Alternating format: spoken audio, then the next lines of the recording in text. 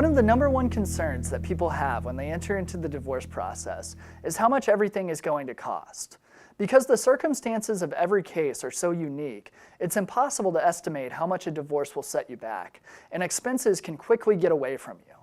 Cordell Cordell Tulsa family law attorney Colby Pearce says that when money is a major concern, it's best to do whatever you can to avoid litigation. There's a lot of benefits to avoiding litigation, especially high conflict litigation in a divorce. The first benefit is going to appeal to everyone is the cost. There's a high cost associated with divorces, especially those involving minor kids, because of the inherent emotional issues involved.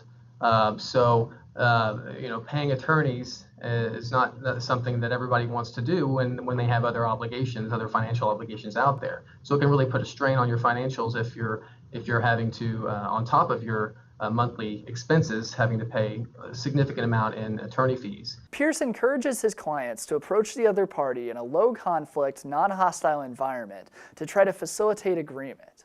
He also recommends going through the mediation process in order to come up with a settlement that's agreeable for both sides. Mediation is a big money saver, and it also it's a way to facilitate an agreement.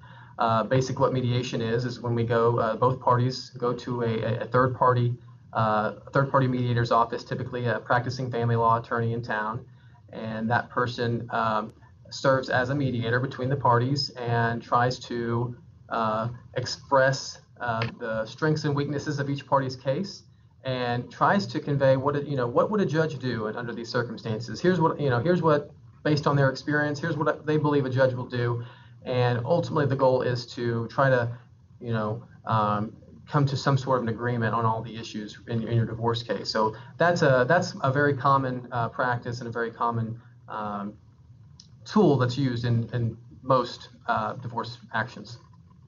For more articles with tips on cutting down the costs of your divorce, visit DadsDivorce.com. That'll do it for another episode. I'm Sean Garrison, editor of DadsDivorce.com. Thank you for watching.